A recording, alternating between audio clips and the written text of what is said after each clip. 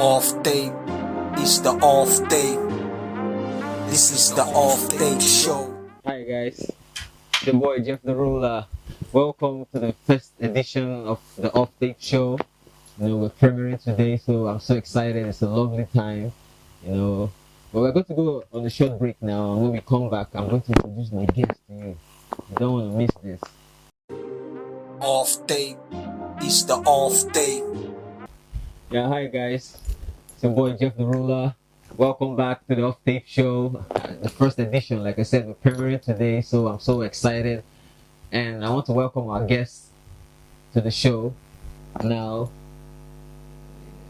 do you want me to beat drum or something? Because I'm so excited. Like I said, the first edition, I'm so kind of nervous, but at the same time, I'm excited too as well. So I'm in between.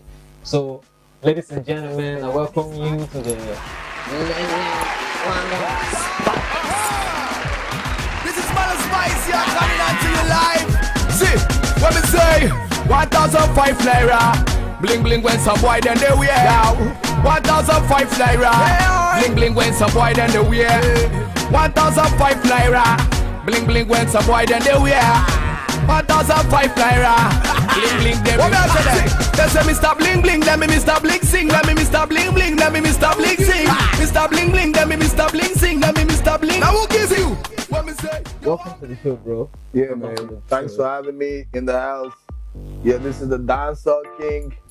MALAM SPICEY in there. Everything crisp like Christmas, So off tape show. Yeah. What it is.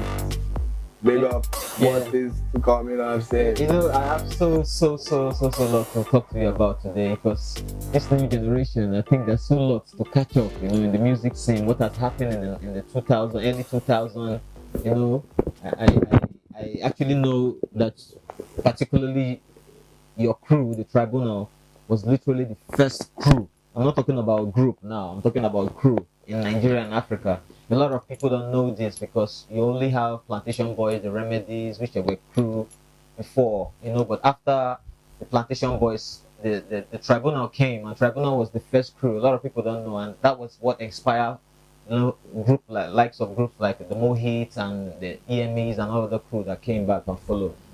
So there's so lots, we're going to talk about, today.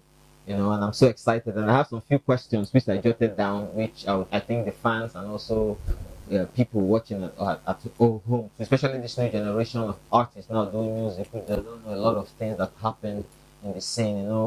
MALAM SPICEY is here also to give us a review of that, and I think also maybe his answers to some of the questions can solve some problems and some lingering topics in the industry. So I have a question, Spice. Okay. That I want to start with. I would say, when did you start?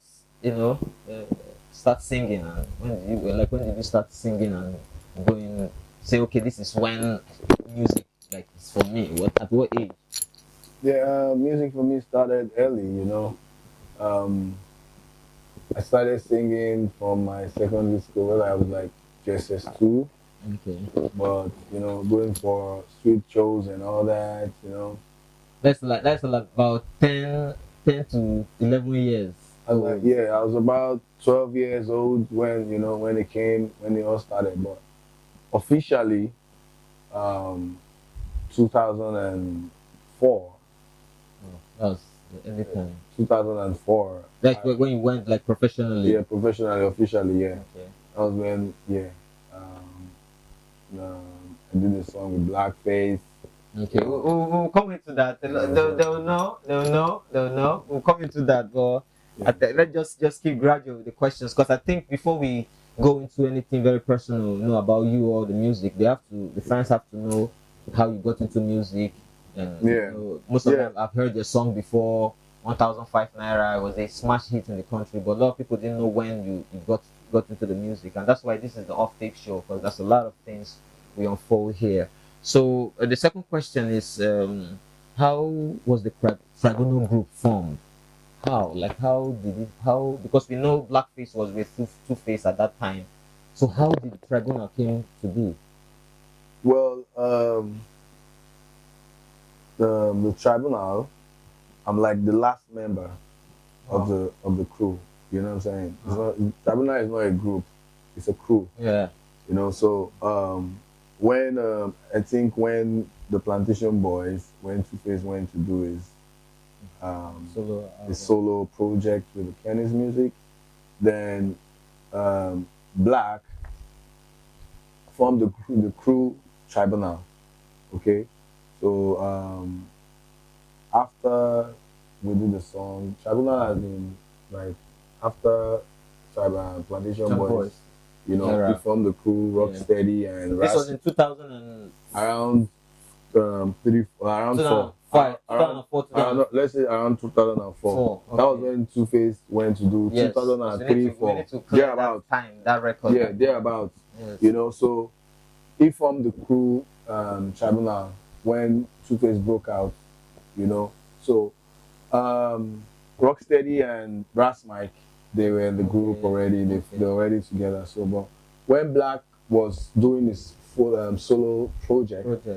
After he did the Ad Live song. Yes, because I know you were on that album. I think there were 2 tracks on that Ad Live album. Yeah. So after I did the Ad Live, and it was like this as his first single, and it was everywhere. So when he was doing the album, you know, Black hit me up and said, "Yo, Spicy, I want you to be on the joint in my album." And once we did the sound, it was history, you know. It was everywhere. It depended me. We did the song. It depended me. So with Rocksteady, myself, Rocksteady, you know. It depended me. That was the smash hit. Produced by Marvelous Benji, you know. So after we did that sound, so Black was like, "Spicy, I think we have some things in common, you know. Like we did the song and the song is already everywhere. Why don't you join the crew Tribunal?" So I was like, okay, because already we're already going to tours already. Shows already Going to perform the They Paid Me song. You know, so I was like, okay, fine. So that was how I came into the Tribunal. Because already I think Rocksteady has already been performing with Blackface as a backup. That's what I'm saying. Like Ras Mike and Rocksteady were already with on the Tribunal crew already. So it was after I did the song with Black, it depended me, and we started going for shows. And Black was like, "Yo, fam, you need to join the crew, man. You need to join the crew because it seemed like a similar, like we got a lot in common, like you know what I'm saying." Yes. So that was how to I. Yes, and also to set the record straight, MALAM SPICEY is if not the first to start the contemporary dancehall in Nigeria before the Pato ranking, like that dancehall contemporary for the younger generation. He was the one that did that. He has that magic. Let me just say the inception. He started it. So, which a lot of people are doing today, and some don't know about it, but people like us, of course, we know about it. So, I think it's exciting to have heard this. How you met Blackface. It's really, really exciting and inspiring for me too as well. So, I think I'll go to the third question. So, how did you meet Blackface? At what point? Okay, you know, I was just the normal artist too, like every young artist on the streets, you know, but I was in AJ, you know, I was born in Ajigule, you know what I'm saying? Oh, okay, and, interesting. By then, you know, my music, I've been singing since like I was like 12 years, you know, like doing, performing the art. Yeah, perfecting the art. Then I started performing, you know, holding it down. And AJ was hot too in entertainment at that time. Yeah, exactly. So, as I was like, let's say like around that time, myself and Marvelous Benji, were friends, you know. So we used to like hang out because, you know, my music took a turn. Like I was so bad, like niggas, like a lot of my guys used, like they were like, "Man, this guy is like coming so strong." You know, started young, you know what I'm saying? So I never knew Black. You know, Plantation Boys were the biggest thing then. You know, so all of a sudden the news was spreading everywhere, like all between the artists, young artists, like Black is asking to see MALAM SPICEY. Wow, you know, I never knew Black, you know, so Black Plantation Boys used to come to Jawa studio. Yes, I remember Jawa. Around Wima. with my area, that's you understand? Yes. They just Oludia Papa around that area. You know what I'm saying? So that was how I think he heard my song I did with Marvelous Benji in the studio. That's like Marvelous Benji was hot too as well at that time. And Marvelous Benji was my producer and my friend. So I think he heard my song Yes, and your sound. through in the studio, and when he heard it, like, what's this motherfucker? You know what I'm saying? And that was how, he was asking for me, and I called him, and like, yo, Black, Yeah, looking for me. and it was like, yo, Spicy. I can't forget that day, because actually that song was my turning point in my music life. You know what I'm saying? I can't really forget that day. Black was like, yo, Spicy, I've been looking for you everywhere. What's up? That time, GSM 9D. Yes. You get what I'm saying? Now GSM, nothing like now with phones done there everywhere. You know what I'm saying? So I called him on the where they used to make calls. Yes, I remember I used to pay to make call at that 20 time. naira to make call that time. Yes, I do. You understand? So I now called him, yo, Black, I heard you, it was like, yo, Spicy, yo, boy, I'm looking for you. Boy, come to the studio. So and so day, So I can remember that it was like on Thursday, So that was that day when I went to the studio, Jawa studio, and I met with Black. That was the first time I was making blackface and Rocksteady. So this was in 2004. 2004, yeah, 2004. Wow. And his manager then, by then, Akidi, Akidi right now is in South Africa, I guess. So I think we entered the studio, we did the song, They Pain Me. Oh, immediately as you guys just As we met, that same day we met. Wow, the vibe was really hot. So we did the song, They Pain Me, and it was like a whirlwind, like everywhere, They Pain Me. You can't tell me. Tell me about it. So Tell me about it. That's it, man. The rest was history. You see why we do the off-tape show, because a lot of people need to hear some of this, these stories that have happened. How the game got to be and how it changed to become what it is today. Okay, that's an inspiring answer. I'm being inspired already. So we go to the fourth question. I say, how many were you guys in the tribunal group? Like some will say 3, some will say 4, some will say 5. But you that was in the tribunal group, besides Blackface, how many were you guys in the group? Yeah, Black, Rocksteady, Ras Mike, myself, Malam Spicy, yeah. Then I guess later, but we never did songs with like album, but Papayanis, later joined the crew, you know what I'm saying? So that's like 5 now. Yeah, that's like 5, but officially it's 4. Okay. You know what I'm saying? It's 4 of us: Malam Spicy, Blackface, Rocksteady, and Ras Mike. Yeah. By the way, we're going to have Rocksteady sometime in the show too, so it's going to be exciting. So just watch out for that episode as well too, So we're going to go to the 5th question because of our time. Who did you listen to growing up, and like who influenced your style of dancehall music? Like, I listen to a lot of music. I listen to every genre of music, but mainly dancehall music, reggae music, my thing. But the turning point, I would say the turning point in my life, my music, was when I listened to Capitan. There's a Jamaican artist, his name is the Fireman. Yeah, King Shango. So when I heard his music, that was what motivated me, like let's say 2000, when I heard his music. I heard some of his albums. I was listening to a lot of his albums. That was the biggest turning point for my life. Yeah. And Capitan has been real. Like you say, even till now, it's fire. Yeah. If I follow him on Instagram, I see what he does. Capitan is never get old. Yeah, Capitan, Bayman, Shaba, all these Jamaican artists. Yeah, I listen to all their songs. Sizzla, Kalanji.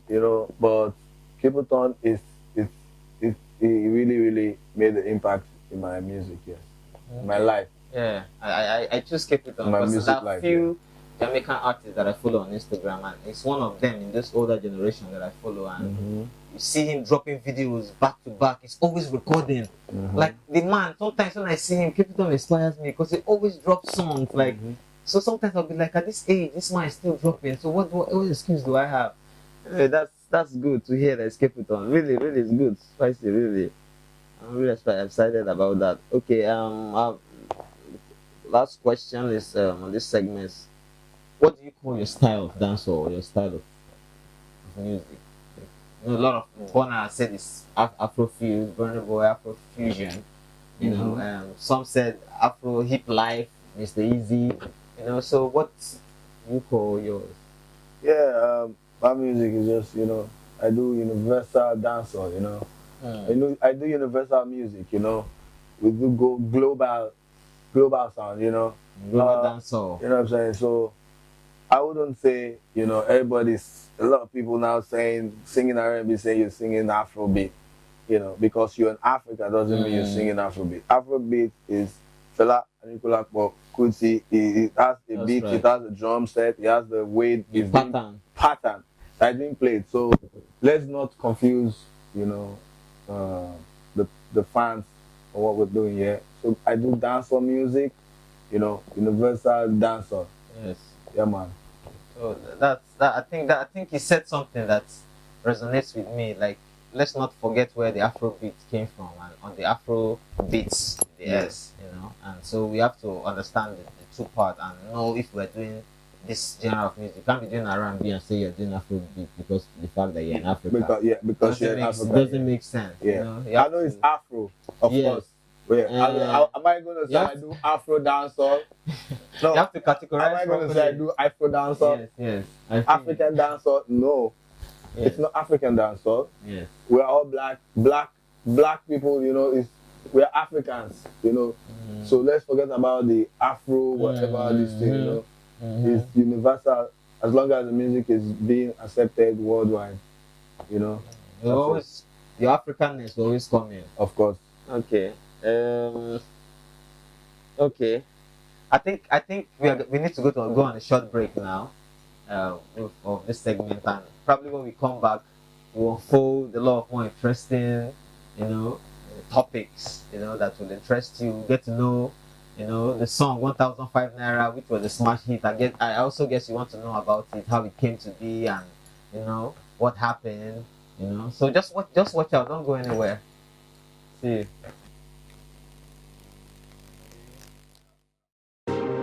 Off day is the off day. This is the off day show. Yeah, hello guys. Welcome back to the show. You know, it has been an incredible time. I've learned so lots from MALAM SPICEY and from the legend too as well. And this is a new segment of the show. It's a truth and dare segment where you know, we'll get to ask you questions, and if you choose to answer the question, it's fine. But if you choose not to answer the question, you're going to have a drink. Okay. You know, so it's interesting. So we're going to start with the first question, and it goes between blackface and two-face. Who do you choose, blackface or two-face?